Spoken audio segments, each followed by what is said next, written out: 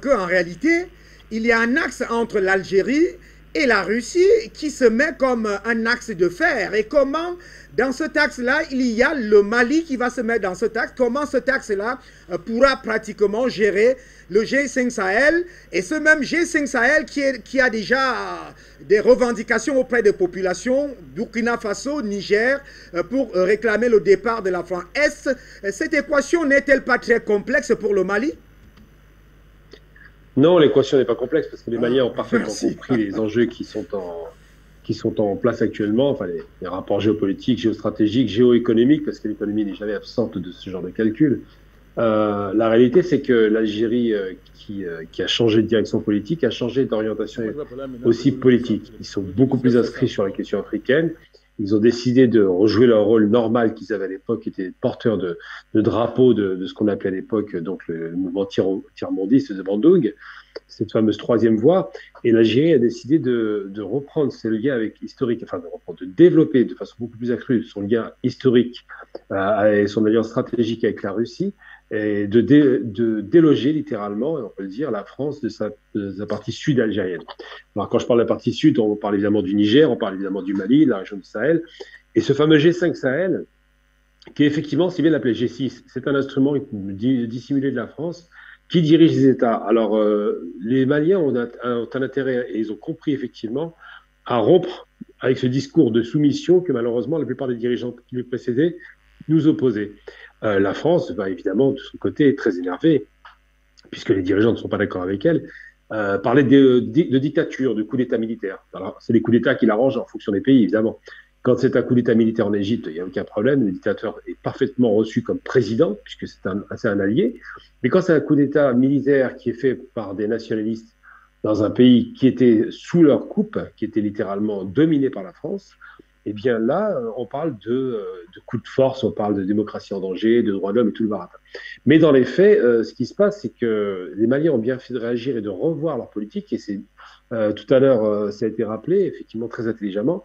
Il y a pas, depuis quand on impose des partenariats économiques ou stratégiques, surtout avec un pays qui a failli comme la France, un pays qui est en difficulté interne, on l'a rappelé aussi, économiquement c'est le déclin, c'est un pays qui ne vit aujourd'hui que par les richesses générées par l'Afrique, puisque la France ne produit plus de richesses industrielles, quasiment plus. Les petites industries se sont délocalisées, donc c'est quasiment le naufrage. C'est un pays de fonctionnaires aujourd'hui. C'est surtout des bureaux qui font travailler les Français. C'est un pays tertiaire. Et les richesses qui sont obtenues gratuitement par ces pays, je parle des pays d'Afrique en général, les anciennes colonies françaises, sont des richesses qui sont en plus même pas négociées. Le prix de l'uranium au Niger n'est pas fixé par les Nigériens, on le sait très bien, c'est fixé par les Occidentaux et par les Français. Le prix du gaz ou du pétrole, très souvent, avant que le peuple ne soit créé, était fixé par les Occidentaux à des prix ridicules, qui ne permettaient évidemment aucunement la souveraineté nationale, le développement et évidemment la possibilité de pouvoir sécuriser son pays par l'armée. Et aujourd'hui, le Mali s'est dit pourquoi, vu le résultat catastrophique de 8 ans de présence de Barkhane dans la région, on voit bien qu'il n'y a pas d'opération de maintien de la paix, encore moins d'éradication du mouvement terroriste. Pourquoi ne pas faire appel à des gens un peu plus sérieux? Donc, il faut appel évidemment aux Algériens qui ont une expertise antiterroriste qui a 10 ans d'âge, avec les années 90. Ils font appel aux Russes qui ne font pas de cadeau non plus, qui lorsqu'ils interviennent sérieusement et réellement pour déloger les organisations qui ont des ambitions de déstabiliser les pays. Mais surtout, ils montrent qu'il n'y a pas de raison que le maître, alors j'utilise le terme d'Essa, parce que l'Algérie a subi aussi le colonialisme et la réduction à l'esclavage, le maître blanc qui se croit tellement arrogant et supérieur puisse donner des leçons et expliquer comment gérer un pays. Je veux dire, on nous a imposé, par exemple, le principe de la démocratie. Alors ça, c'est une vaste plaisanterie, c'est un modèle occidental qui ne nous regarde pas, qui ne garantit pas le droit des peuples à disposer d'eux-mêmes et en aucun cas les libertés individuelles. Mais la démocratie, c'est le principe de dire on fait une élection truquée pour placer un de leurs copains au pouvoir. Donc ça, c'est un grand classique et les Maliens ont compris. Donc ils ont choisi leur partenaire aujourd'hui politique, économique, militaire, et c'est très important parce qu'un État sérieux, c'est un État qui est capable de se défendre, ce qui est malheureusement pour l'instant pas encore le cas de la plupart des pays africains parce qu'on les a interdits de pouvoir accéder à l'industrie militaire et donc à la défense. Mais surtout, ça rappelle, et c'est pas rien, que lorsque on a affaire aux Français, il y a toujours ce discours, ce double discours bien fourbe. Il y a beaucoup de fourberie dans la politique française. C'est pas des gens honnêtes.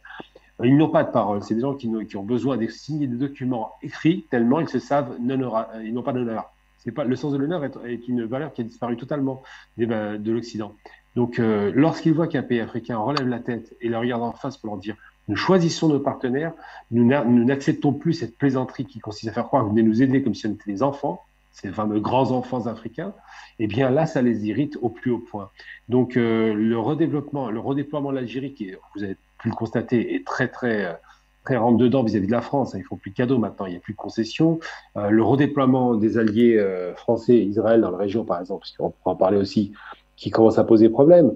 Les coups de pression qu'ils sont en train de faire sur des pays qui ont eu une longue tradition indépendantiste comme l'Éthiopie, on voit bien qu'ils sont en train de faire le maximum de déstabilisation dans la région.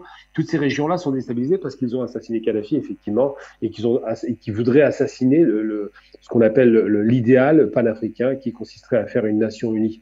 Moi, j'ai entendu tout à l'heure l'économiste nous dire, et très intelligemment, deux choses. La souveraineté, ça commence par la monnaie. Quand un pays a l'affront de vous mettre un franc CFA, je veux dire, c'est une insulte à un niveau incroyable. Dans les pays africains, le franc CFA, franc, je veux dire, si c'est pas du néocolonialisme, je sais pas ce que c'est. Ensuite, ils ont fait un maquillage pour faire soi-disant une nouvelle monnaie, mais ça reste une production française. Lorsque les pays africains, et je le rappelle, moi j'étais petit quand j'ai eu mes premières relations amicales avec des frères africains, je les écoutais parler avec leur langue d'origine, je trouvais que c'était une belle langue, et malheureusement, les pays africains, à part l'Éthiopie qui n'a pas été colonisée, la plupart d'entre eux sont lusophones, francophones, anglophones, c'est-à-dire qu'ils n'ont même pas récupéré leur propre langue.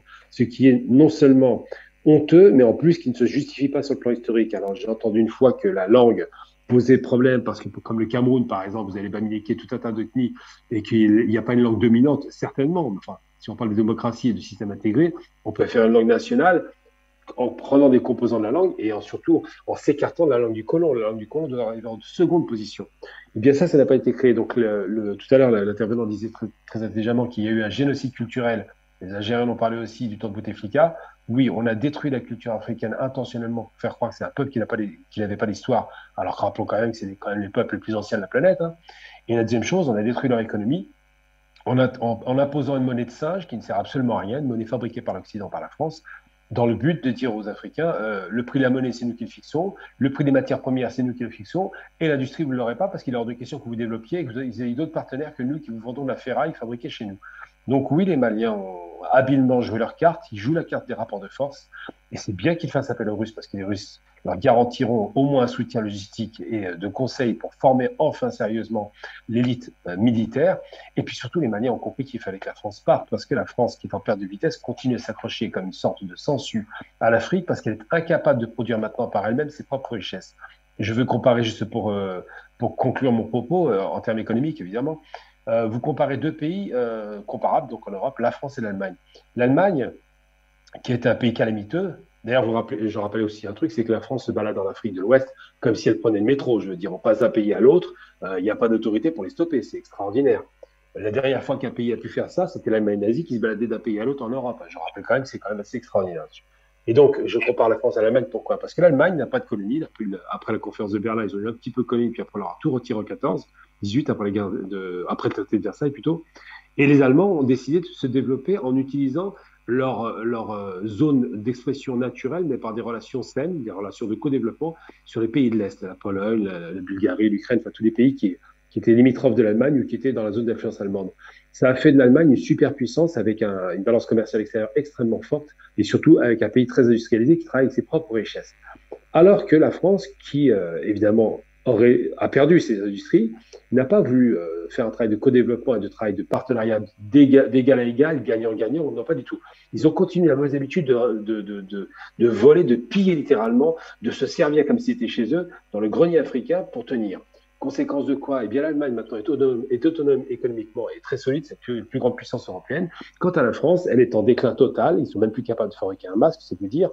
Et ils sont en train de piller ce qui leur reste comme richesse, c'est l'Afrique. Donc ils se comportent comme des voleurs, et j'ose le mot voleur, ils se comportent comme des voleurs dans un territoire africain qui n'a pas mérité ça, avec des hommes qui leur sont inféodés, des hommes qui sont placés par eux au pouvoir, et qui évidemment, avec ce manque de fierté patent, continuent à servir les intérêts de leur maître français au lieu de servir les intérêts de leur peuple. Le jour où l'Afrique sera indépendante, et je le répète à nouveau, c'est un rêve de Kadhafi d'ailleurs, c'est le jour où l'Afrique fera une banque centrale, une vraie banque centrale, pas les fausses banques centrales avec des francs CFA, une banque centrale unifiée avec une monnaie unitaire que j'appellerais l'Africa, puisque c'est un grand symbole. Ce jour-là, où il y aura une monnaie unitaire unifiée et des industries africaines de défense pour en finir avec la présence des colons français en Afrique, ou anglais d'ailleurs. Ce jour-là, à ce moment-là, l'Afrique va devenir une énorme puissance et elle ne sera plus limitée, elle pourra conquérir le monde.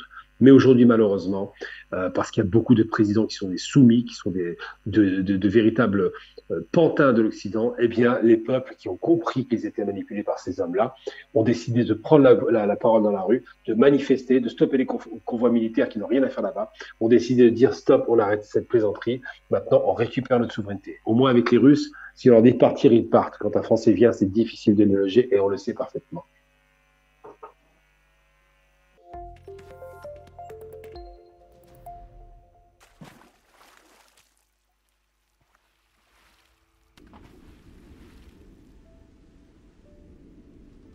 Afrique Média. Le monde, c'est nous.